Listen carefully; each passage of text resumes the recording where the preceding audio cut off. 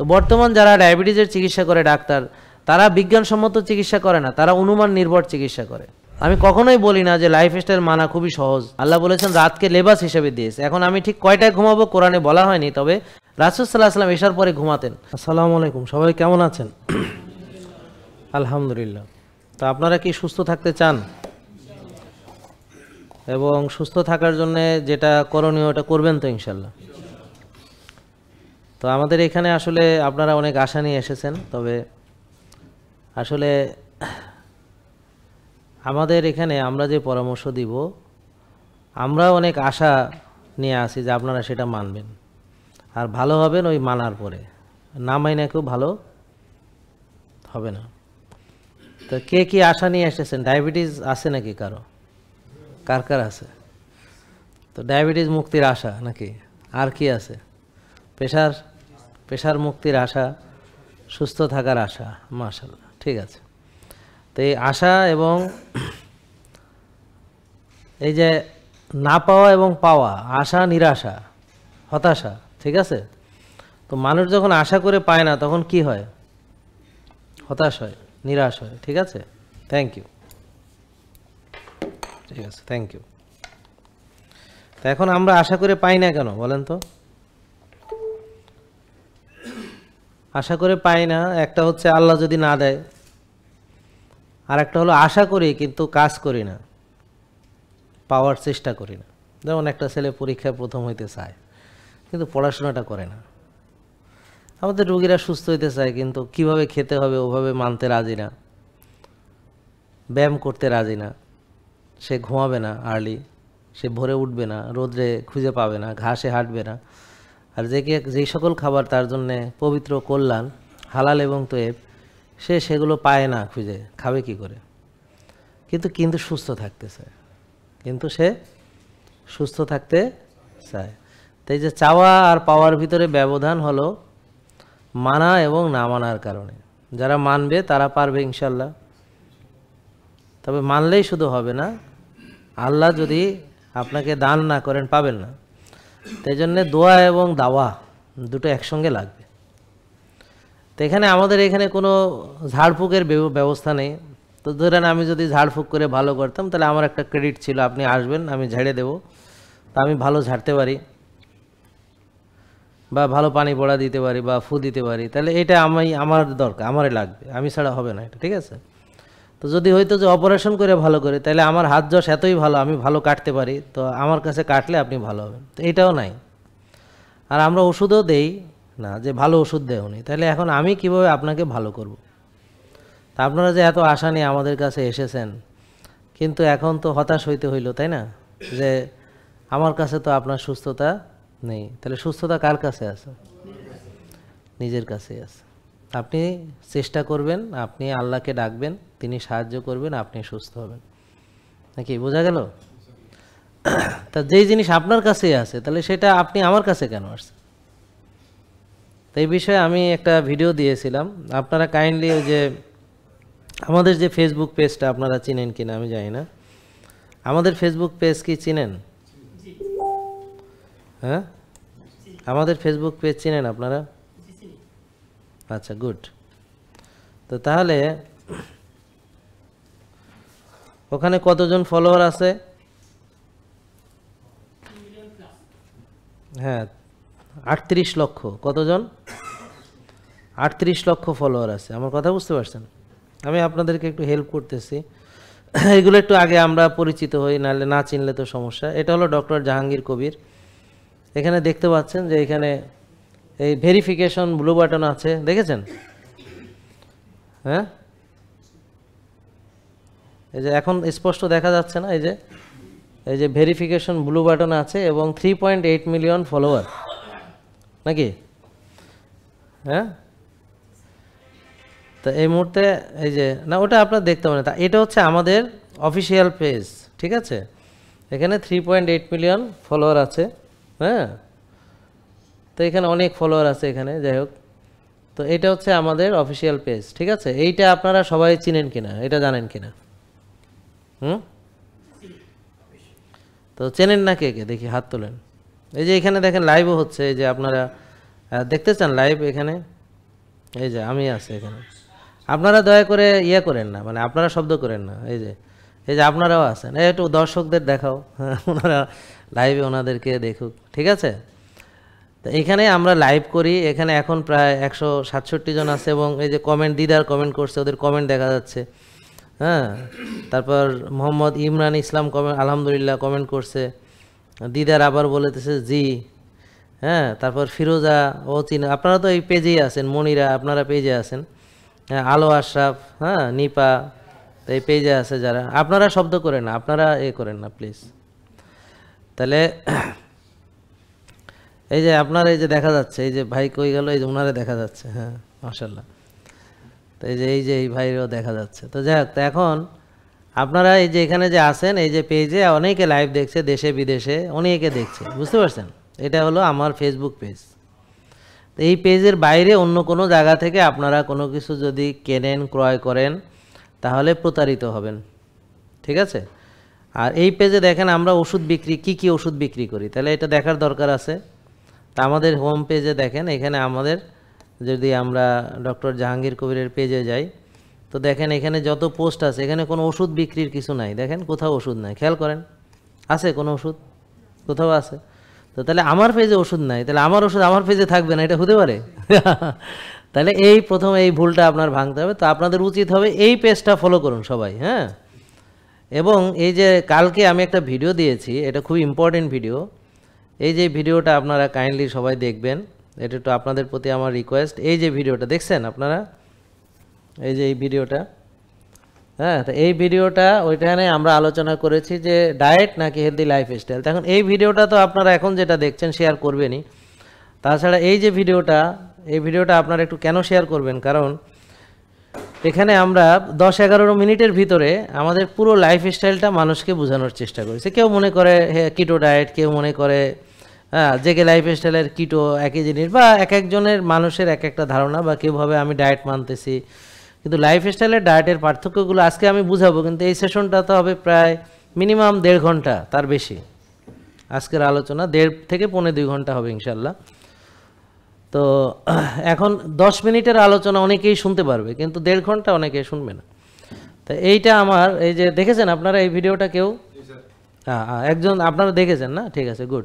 তা আপনারা কেউ দেখেছেন? তা এখন আপনারা যদি আমাদের সম্পর্কে বুঝতে চান, জানতে চান, তাহলে এই ভিডিওগুলো দেখতে হবে, বুঝতে পারছেন? তাহলে শেখার জন্য এই ভিডিও আছে। তো এরকম ইউটিউবে আছে। তো ইউটিউবে আমাদের কতজন ফলোয়ার আছে আপনারা জানেন কিনা? বা ইউটিউবে যে আমাদের পেজ আছে এটা জানেন কিনা? ইউটিউবে যে আমাদের, হ্যাঁ, তো ইউটিউবে আমাদের অনেক ফলোয়ার আছে আলহামদুলিল্লাহ। ওখানে 31 লাখ ফলোয়ার আছে, এবং ওখানে ওই যে লাইভ চলতেছে ইউটিউবেও। হ্যাঁ, এই যে এখানে দেখেন, এই যে লাইভটা চলতেছে ইউটিউবে, এটা ইউটিউব থেকেও দেখা যাচ্ছে। তাহলে এখানে অনেকে আছেন ইউটিউব থেকে যারা জয়েন করেছেন। হ্যাঁ, ওই যে আমি এই জিনিসটা দেখাচ্ছি, ওই যে ভিডিওটা যেটা আমি আলোচনা করেছি, তা এখানে ইউটিউবেও দেখা যাচ্ছে।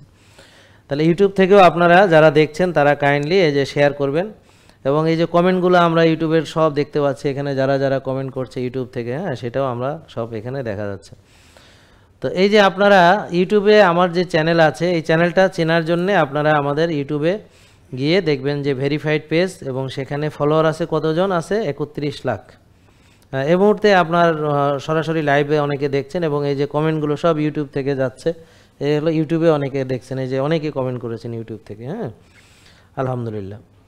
তো এখন অনেকে জিজ্ঞেস করছে কেমন আছে? আলহামদুলিল্লাহ ভালো আছি। অনেকে শেয়ার করেছে, সবাইকে অনুরোধ করব শেয়ার করে। নাটোর থেকে দেখছেন, হ্যাঁ, তারপর আরও অনেকে শেয়ার করেছেন পৃথিবীর বিভিন্ন জায়গায়। এই যে 31 লাখ রোকসানা আক্তার বলেছেন।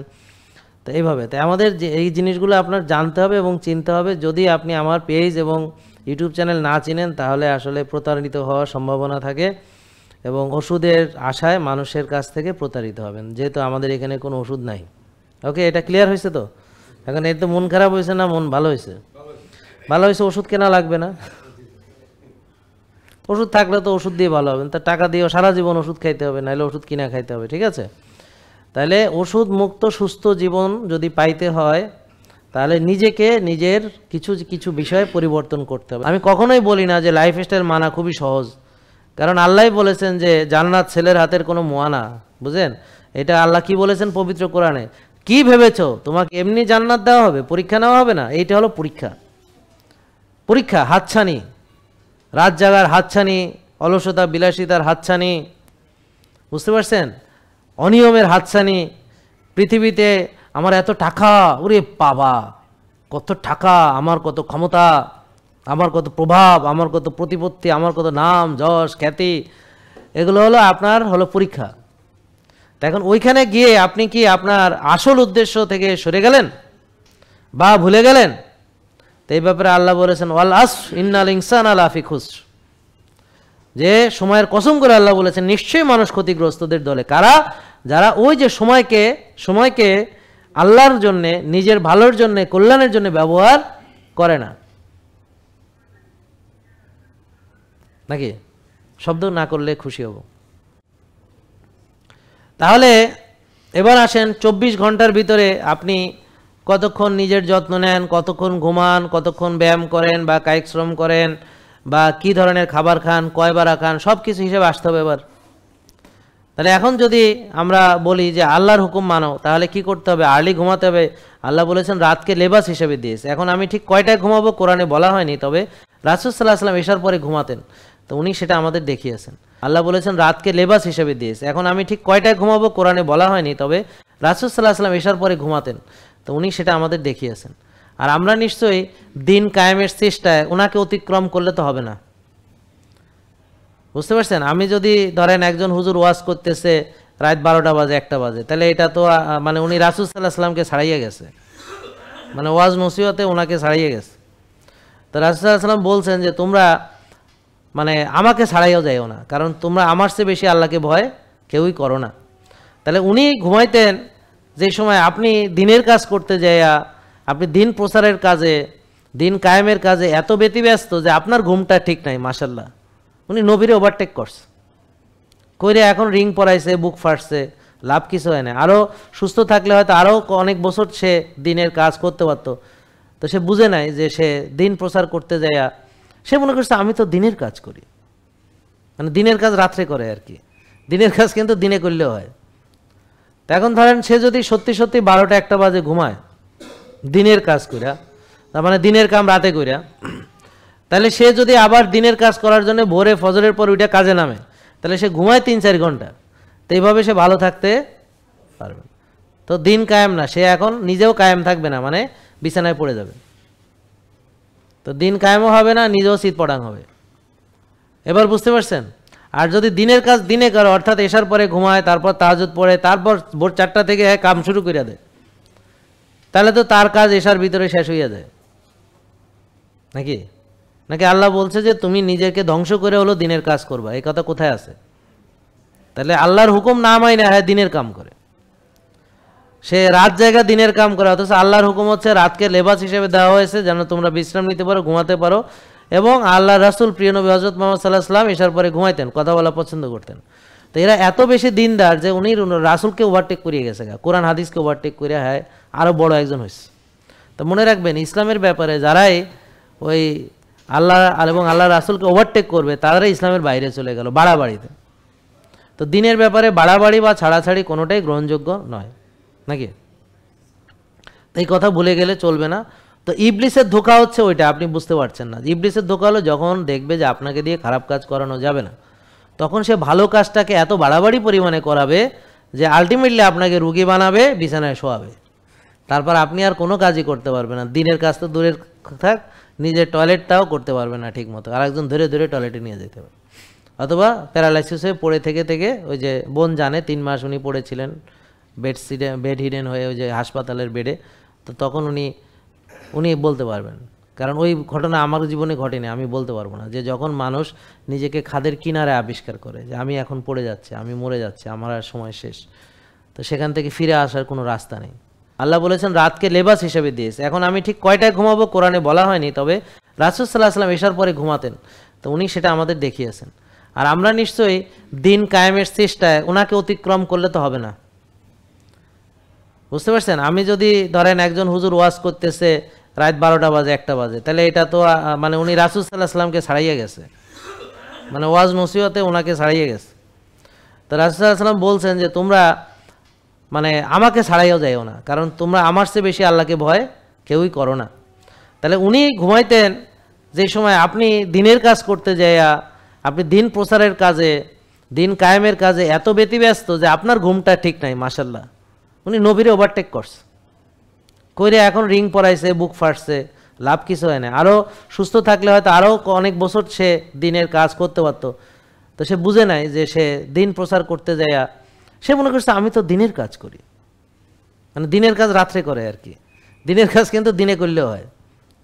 তো এখন ধরেন সে যদি সত্যি সত্যি 12টা 1টা বাজে ঘুমায় দিনের কাজ কইরা, তার মানে দিনের কাম রাতে কইরা, তাহলে সে যদি আবার দিনের কাজ করার জন্য ভোরে ফজরের পর ওইটা কাজে নামে, তাহলে সে ঘুমায় 3-4 ঘন্টা। তো এইভাবে সে ভালো থাকতে পারবে। তো দিন কায়েম না, সে এখন নিজেও কায়েম থাকবে না, মানে বিছানায় পড়ে যাবে। তো দিন কায়েমও হবে না, নিজেও শীত পড়াং হবে। এবার বুঝতে পারছেন? আর যদি দিনের কাজ দিনে করে, অর্থাৎ এশার পরে ঘুমায়, তারপর তাহাজ্জুদ পড়ে, তারপর ভোর 4টা থেকে কাম শুরু করে দেয়, তাহলে তো তার কাজ এশার ভিতরে শেষ হইয়া যায় নাকি? নাকি আল্লাহ বলছে যে তুমি নিজেকে ধ্বংস করে হলো দিনের কাজ করবা? এই কথা কোথায় আছে?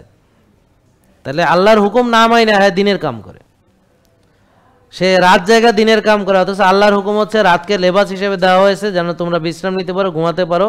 এবং আল্লাহ রাসূল প্রিয় নবী হযরত মুহাম্মদ সাল্লাল্লাহু আলাইহি ওয়াসাল্লাম এশার পরে ঘুমাইতেন, কথা বলা পছন্দ করতেন। তো এরা এত বেশি দিনদার যে উনি রাসূলকে ওভারটেক করিয়ে গেছে, কোরআন হাদিসকে ওভারটেক করে হ্যাঁ আরও বড় একজন হয়েছে। তো মনে রাখবেন, ইসলামের ব্যাপারে যারাই ওই আল্লাহ এবং আল্লাহ রাসূলকে ওভারটেক করবে তারাই ইসলামের বাইরে চলে গেল বাড়াবাড়িতে। তো দিনের ব্যাপারে বাড়াবাড়ি বা ছাড়াছাড়ি কোনোটাই গ্রহণযোগ্য নয় নাকি? এই কথা ভুলে গেলে চলবে না। তো ইবলিসের ধোঁকা হচ্ছে ওইটা, আপনি বুঝতে পারছেন না। ইবলিসের ধোঁকা হলো যখন দেখবে যে আপনাকে দিয়ে খারাপ কাজ করানো যাবে না, তখন সে ভালো কাজটাকে এত বাড়াবাড়ি পরিমাণে করাবে যে আলটিমেটলি আপনাকে রুগী বানাবে, বিছানায় শোয়াবে। তারপর আপনি আর কোনো কাজই করতে পারবেন না। দিনের কাজ তো দূরের থাক, নিজের টয়লেটটাও করতে পারবে না ঠিক মতো, আরেকজন ধরে ধরে টয়লেটে নিয়ে যেতে হবে। অথবা প্যারালাইসিস হয়ে পড়ে থেকে থেকে, ওই যে বোন জানে 3 মাস উনি পড়েছিলেন বেড হিডেন হয়ে, ওই যে হাসপাতালের বেডে। তো তখন উনি বলতে পারবেন, কারণ ওই ঘটনা আমার জীবনে ঘটেনি, আমি বলতে পারবো না। যে যখন মানুষ নিজেকে খাদের কিনারে আবিষ্কার করে যে আমি এখন পড়ে যাচ্ছি, আমি মরে যাচ্ছি, আমার আর সময় শেষ, তো সেখান থেকে ফিরে আসার কোনো রাস্তা নেই। তো বর্তমান যারা ডায়াবেটিসের চিকিৎসা করে ডাক্তার, তারা বিজ্ঞানসম্মত চিকিৎসা করে না, তারা অনুমান নির্ভর চিকিৎসা করে, তারা আন্দাজে চিকিৎসা করে, তারা মন গড়া চিকিৎসা করে। তার মন চাইছে সেই জন্য সে আপনার ইনসুলিন দিছে। তার প্রমাণ কি? প্রমাণ হলো একটা রোগীকে ইনসুলিন দেওয়ার জন্যে তার ইনসুলিন তৈরি হয় কিনা সি পেপটাইড জানতে হবে, তার ইনসুলিন কত আছে খালি পেটে সেটাও জানতে হবে, এবং তার ইনসুলিন ব্যবহার হতে পারছে কিনা, কোষে ওভারলোড আছে কিনা সেটাও জানতে হবে। তারপর যদি তার ইনসুলিনের অভাব থাকে তাহলে তাকে ইনসুলিন দিতে হবে। তো এখন যারা আপনারা ডাক্তার দেখায় ইনসুলিন নিছেন, কোন ডাক্তার আপনাকে ইনসুলিন আছে কিনা মাপছে, ইনসুলিন তৈরি হয় কিনা মাপছে, কোষে ওভারলোড মাপছে, তারপরে আপনাকে ইনসুলিন দিছে? এরকম ডাক্তার আছে না। তো তারা অন্ধ, তাদের বিজ্ঞানের দোহাই দিয়ে আপনাকে অবৈজ্ঞানিক, অনুমান নির্ভর, গাঁজাখুরি, অযৌক্তিক চিকিৎসা করতেছে। বাংলাদেশে না, সারা পৃথিবীতে। এবং আপনারা জানেন না বলে, অজ্ঞ বলে, বা এই বিষয়ে জ্ঞান নেই বলে, বা এই বিষয়ে ধারণা নেই বলে, আপনারা ইনসুলিন জানেন না বলে, হোমায়ার জানেন না বলে, কিভাবে ইনসুলিন রেজিস্ট্যান্স হয় জানেন না বলে, কিভাবে হোমায়ার বাড়ে জানেন না বলে, কিভাবে কোষ খালি করতে হবে জানেন না বলে, কোষ চিনেন না বলে, ইনসুলিন জানেন না বলে, সিপেপটাইড বুঝেন না বলে, হোমায়ার বুঝেন না বলে, কোষে ওভারলোড জানেন না বলে আপনারা এখনও রুগী আছেন। তা আমি এই জন্যে একেবারে জাগা মতো জানাই দিচ্ছি যেন আপনারা সুস্থ থাকেন, রুগী না থাকেন। এখন আপনি যাই না বিরাট জ্ঞানী হইলেন কিন্তু মানলেন না, তাহলে কোনো লাভ নেই। তাহলে অনেক যাই না, একজন সে বড় একজন জানোয়ার বা জানার হইতে পারে, কিন্তু সে বলে সুস্থ হবে না, তাকে বলে জ্ঞান পাখি, মানে বেশি যাই না ফেলছে আর কি, কিন্তু করে না আর কি। জেকে লাইফস্টাইল, ওষুধ মুক্ত সুস্থ জীবন।